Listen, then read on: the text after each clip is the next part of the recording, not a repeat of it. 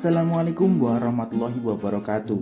Kami dari kelompok 10 yang beranggotakan 1. Ahmad Akwan Nurdiansyah, 2. Hariza Rosa Selvina, 3. Vike Lutfiana yang akan mempresentasikan hasil diskusi kami yang berjudul Inovasi Pendidikan dan Perbaikan Sekolah yang berupa kesimpulan materi dan hasil tanya jawab. Assalamualaikum warahmatullahi wabarakatuh.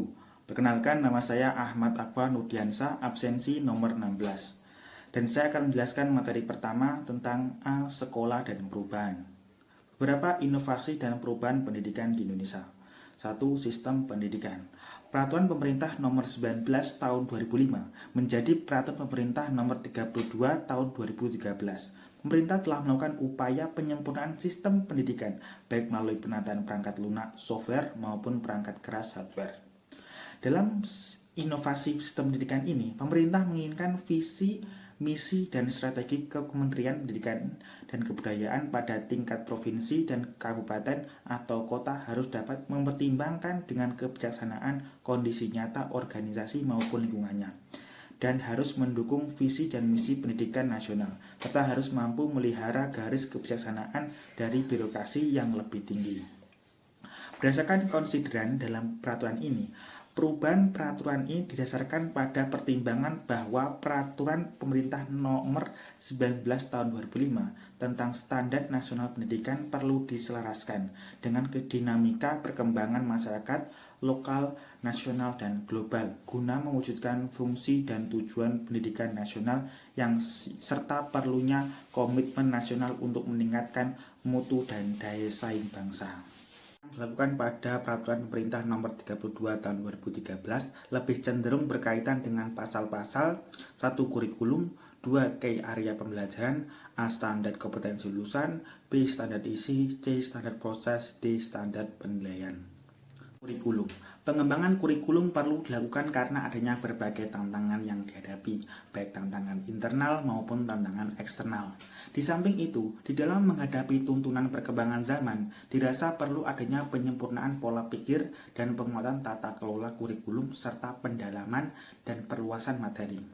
Dan hal pembelajaran yang tidak kalah pentingnya adalah perlunya penguatan proses pembelajaran dan penyesuaian beban belajar agar dapat menjamin kesesuaian antara apa yang diinginkan dengan apa yang dihasilkan.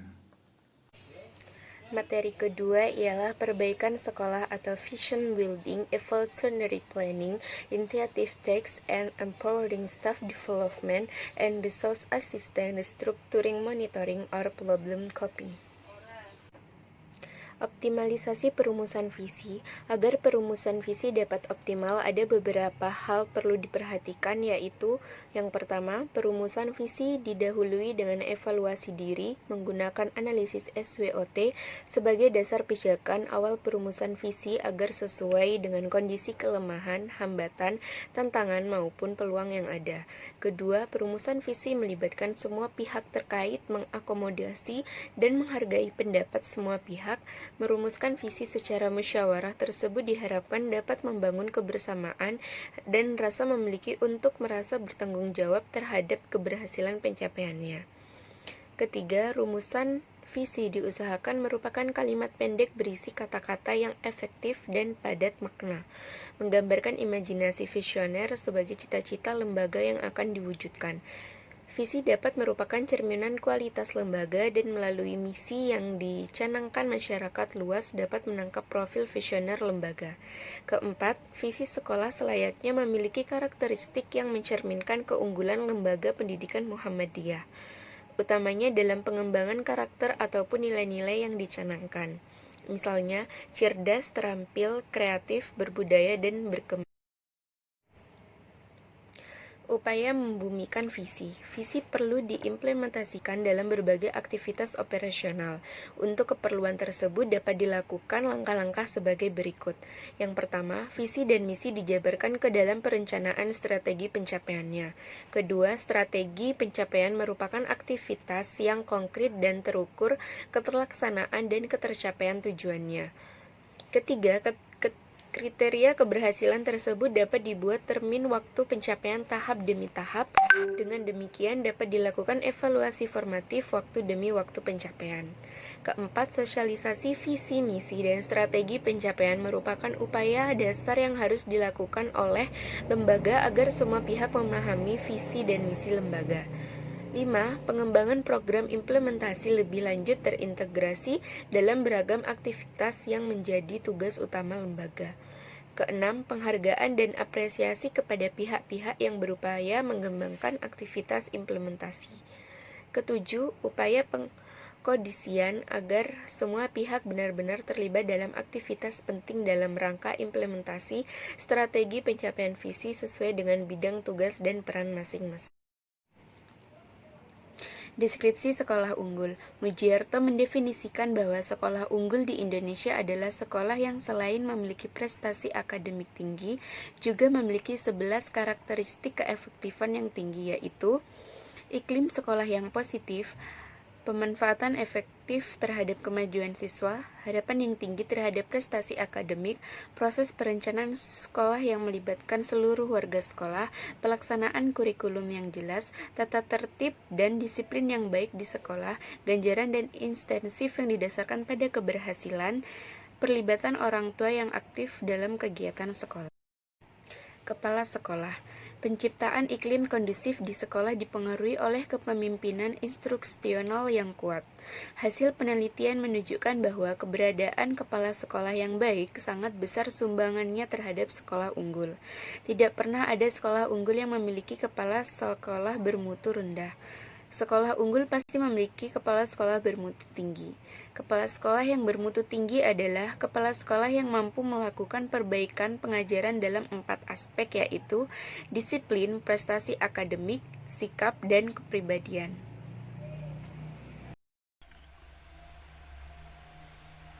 Assalamualaikum warahmatullahi wabarakatuh. Saya Ariza Rosa Selvina akan membahas tanya jawab dari teman-teman, yaitu dari saudari Ilmida. Jelaskan bagaimana peran inovasi pendidikan dalam meningkatkan kualitas pendidikan di sekolah. Dan sebutkan contoh inovasi pendidikan dalam setiap komponen pendidikan. Jawabannya adalah sangat diperlukan, terkhusus untuk peningkatan pembelajaran.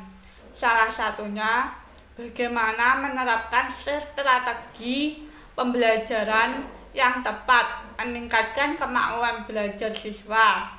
Contohnya, inovasi pendidikan salah satunya adalah pembinaan personalia, yaitu pendidikan yang merupakan bagian dari sistem sosial, tentu menentukan personal atau orang sebagai komponen sistem.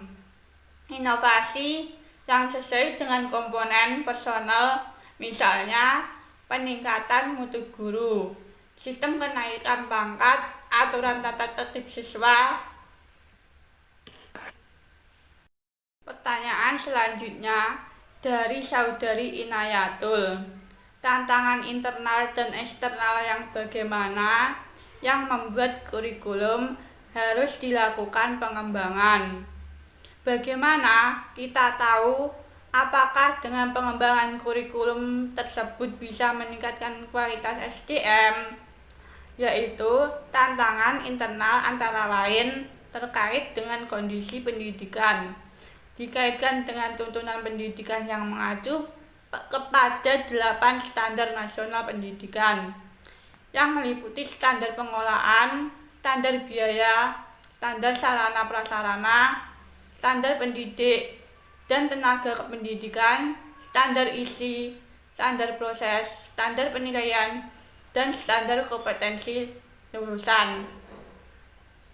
Tantangan eksternal yang menghadapi dunia pendidikan antara lain berkaitan dengan tantangan masa depan, yaitu kompetensi yang diperlukan di masa depan, persepsi masyarakat, perkembangan pengetahuan dan pedagogi, serta berbagai fenomena negatif yang mengemukakan, yaitu ada evaluasinya tentang keterlaksanaan kurikulum itu sendiri.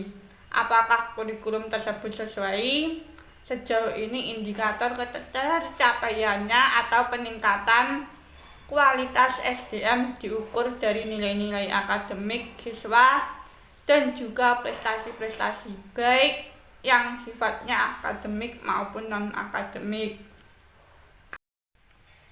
Pertanyaan selanjutnya dari Saudara Abdul Haris terkait perbaikan sistem pendidikan yang gencar dilakukan di Indonesia.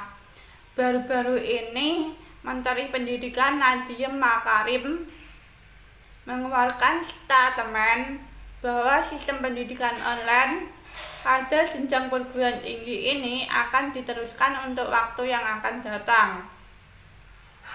Sedangkan kita semua tahu, sebagai anak muda, godaan untuk rebahan itu sangat susah untuk dihilangkan. Tetapi melihat kondisi yang seperti ini, bagaimana cara menginovasi sistem pendidikan online ini kalau statement Menteri Pendidikan itu benar-benar dilakukan atau sistem pendidikan online itu untuk perguruan tinggi dipermanenkan. Kalau sekarang kan kita masih ada kesempatan untuk offline. Entah waktunya kapan, tetapi kita masih tetap berharap untuk offline. Kalau benar-benar permanen artinya kita tidak lagi membahas tentang kesadaran mahasiswa untuk tetap mengikuti kuliah online ini, tetapi kita harus memikirkan privilege ke depannya dengan adanya kuliah online kalau benar-benar permanen, yaitu untuk menerapkan kebijakan seperti ini seperti memiliki banyak tantangan, terutama masih sulitnya adopsi teknologi di kalangan guru dan murid untuk belajar online yang efektif.